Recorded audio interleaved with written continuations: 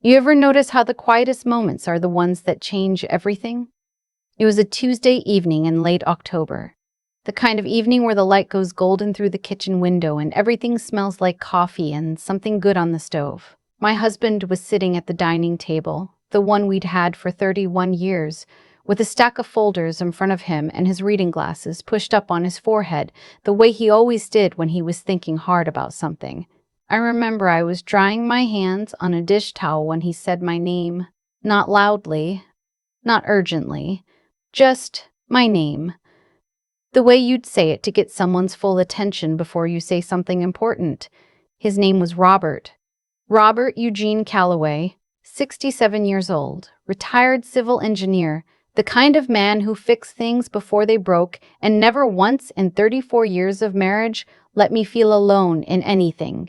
He had this habit of squeezing my hand twice whenever we walked into a room full of people, like he was saying, "I'm right here." He didn't have to say it out loud, he never did. I sat down across from him. He slid a piece of paper toward me. A routing number, an account number, a balance, $4,800,000. I just stared at it. Robert and I had done well over the years. He'd built his engineering consulting firm from nothing back in 1989, and I'd run the office side of things for the first decade while also working part-time as a school librarian. We'd been careful, saved well, invested quietly, but seeing it written out like that, on paper, just a number, it still made my breath catch. He said, "I need you to move all of it into the account we opened under your name last spring, the one your sister helped you set up." I asked him what he meant by all of it. He said, "All of it." I asked him why. He took off his glasses and set them on the table, and he looked at me the way he used to look at blueprints when something wasn't adding up. Careful, quiet, like he was measuring something I couldn't see. He said, "Just trust me. Do it this week. Don't tell anyone." And then he reached across the table and squeezed my hand twice. I want to tell you, I pressed him for more. I want to tell you, I sat there and asked every logical question, but I didn't. Because in 34 years, Robert Calloway had never once steered me wrong. Not once. So I went to the bank the next morning, and I did what he asked, and I didn't tell a soul. 6 days later, my husband was gone. It was a Thursday. He'd gone in for what was supposed to be a routine follow-up at the cardiologist. Nothing alarming, just a check on the stent they'd placed 8 months earlier. I was going to pick him up at noon. At 10:47, my phone rang. It was the hospital. His heart had given out on the table during what they were calling a minor procedure complication. By the time they told me, he had already been gone for 20 minutes. I don't remember driving to the hospital.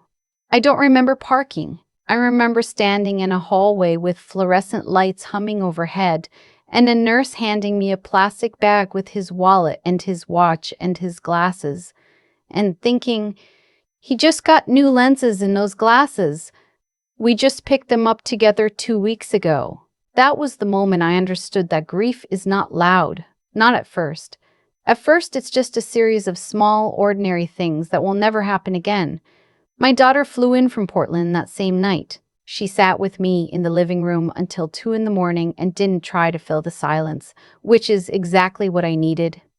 We went through a whole box of tissues and half a pot of chamomile tea, and neither of us could eat anything.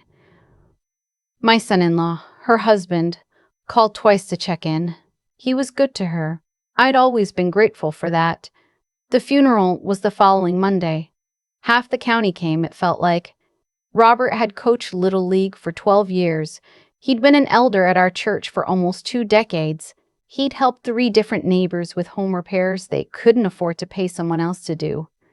People showed up carrying casseroles and stories I'd never heard, and every single one of them made me both proud and hollowed out at the same time. I kept it together through the service. I held my daughter's hand, and I nodded at the right times, and I thanked people sincerely. I am a woman who was raised to hold herself upright, and I held myself upright. It was 3 days after the funeral when things started to unravel in a direction I hadn't expected. My son. I have 2 children, my daughter who lives in Portland, and my son who lives 40 minutes away here in Georgia. My son had been quiet through the whole service, polite, composed, said the right things to the right people.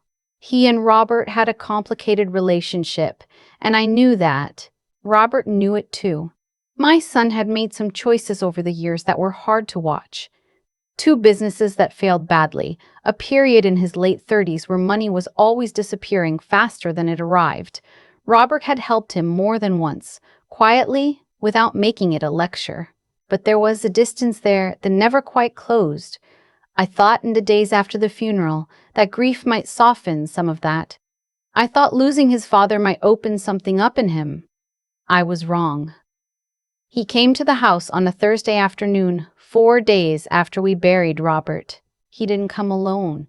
He came with a woman I had never met, who introduced herself as a paralegal, and a man in a dark suit who handed me a business card before I'd even invited them inside.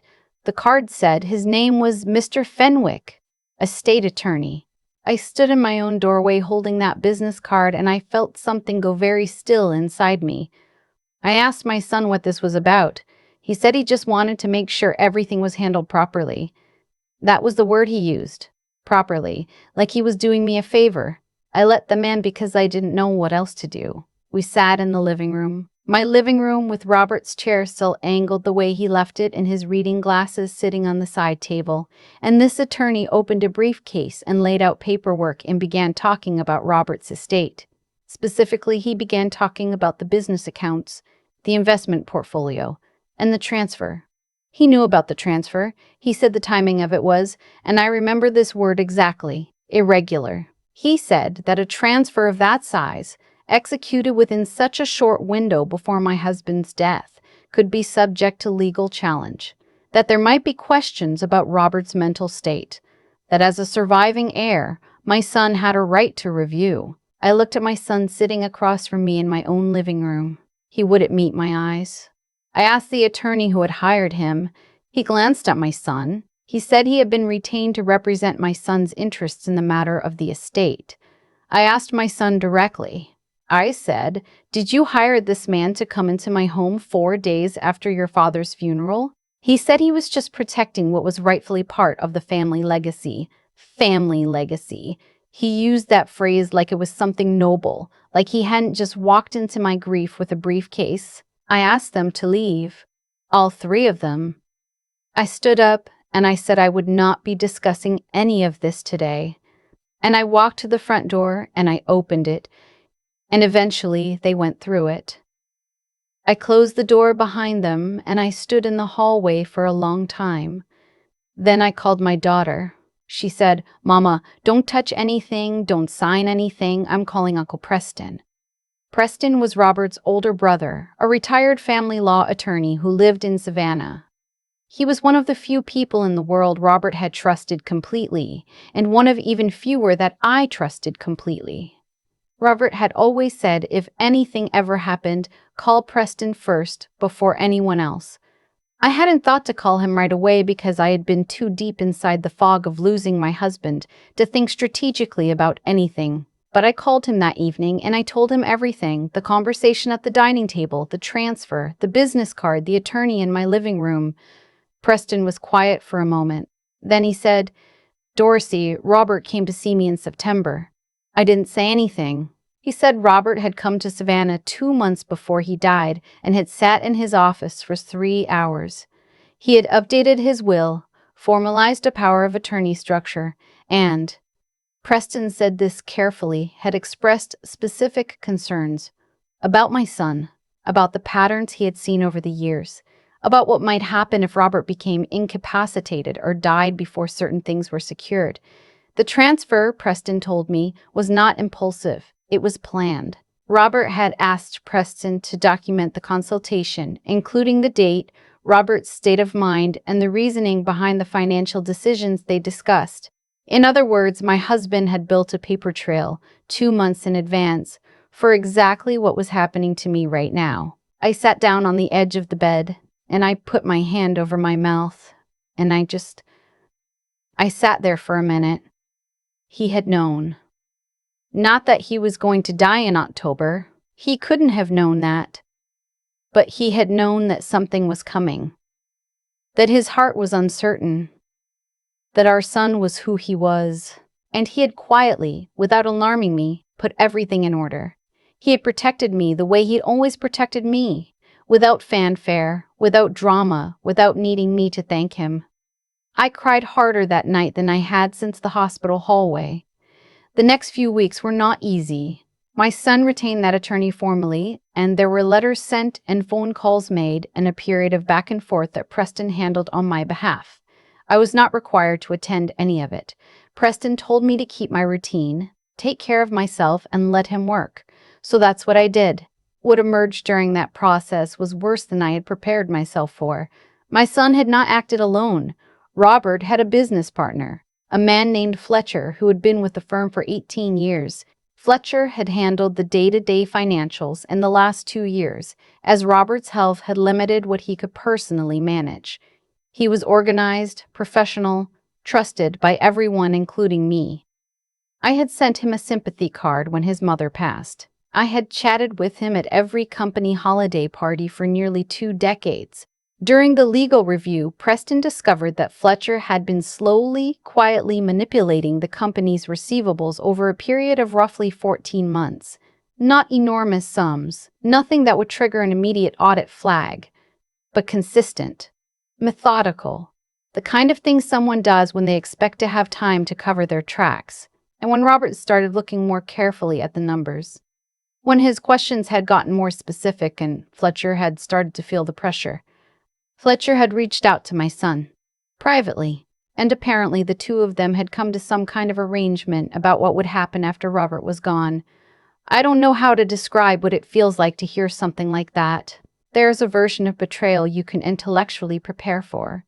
You hear the stories, you see it in the news, you nod along when people say money changes people. And then there is what it actually feels like when the person who has been embezzling from your husband's company for over a year has been in your home, has eaten your food, has stood at your husband's graveside. Fletcher resigned the same week Preston's investigators made their findings known to us. He did not go quietly. His attorney sent several threatening letters. Preston sent them back unopened. The civil case took 8 months. I was in the room for very little of it. I have never been a person who wanted to sit in a courtroom and watch people argue over what my husband built. But I was there for the day the judge ruled. Fletcher was ordered to repay every dollar plus interest plus legal fees. There was a separate criminal referral for fraud. My son's claim against the estate was dismissed. The legal documentation Robert had left with Preston, combined with the dated records of the account transfer, made the challenge essentially impossible to sustain. My son did not look at me when the ruling was read. He gathered his things, and he walked out of the room, and he didn't turn around. I don't know what I expected to feel in that moment. Relief? Yes. Vindication, in the quiet way you feel it when you've been holding your breath for a long time and you're finally allowed to exhale. But mostly I just thought about Robert. I thought about him sitting at that dining table in October with his glasses pushed up on his forehead and that piece of paper slid across the wood toward me. How calm he was. How he didn't make it dramatic or heavy. How he just needed me to know and to trust him and to do one thing. I thought about everything he had done that I hadn't seen. The trip to Savannah I hadn't known about. The documents he'd filed quietly. The way he had been, in his last weeks, still trying to make sure I would be okay. He didn't tell me because he didn't want me to worry. He knew I would worry. He knew I would ask 100 questions and lie awake and carry it. So he just carried it himself and left the door unlocked for me on his way out. That's who he was. I sold the business 14 months after Robert died. I sold it to a woman who had been one of the junior engineers on his team for 11 years. A woman named Wanda who had the same quiet, methodical precision Robert had always valued. She called me the day the sale closed and said she was going to keep the name on the building. Said it meant something to the people who'd worked there for a long time. I thanked her, and then I went out onto the back porch, and I sat in the old wicker chair, and I let myself cry for a little while. Not the grief cry, a different kind. The kind that means you did something right. My daughter and her husband came down for Thanksgiving that year, and we had too much food and not enough chairs around the table. And her dog kept stealing napkins off people's laps, and at some point we were all laughing so hard at something ridiculous that I had to wipe my eyes. And for a moment, just a moment, I looked at the empty chair at the head of the table where Robert used to sit, and I swear for just a second I could feel him squeeze my hand twice. I'm telling you this because people ask me sometimes how I managed to hold on to everything, how I didn't fall apart completely, how I didn't let them take what was ours. And the honest answer is that I didn't do it alone. I never had to. My husband made sure of that long before I knew I would need it. The love of money will make people you raised, people who sat at your table, people you thought you knew, walk into your house 4 days after you've buried the person you loved most, and sit down across from you with a briefcase. I want you to hear me say that clearly, not as a warning, just as the truth. But I also want you to hear the other part, the part where the man who loved you saw it coming, who went quietly to Savannah on a Tuesday and spent 3 hours making sure you'd be okay, who sat across from you at a dining table in October and slid a piece of paper across the wood and said, "Just trust me." That part is also true, and it is the part I choose to carry. If any of this sounds like something you've lived through, or something you're afraid might be coming, please go talk to someone you trust. Update your documents. Have the conversation you've been putting off.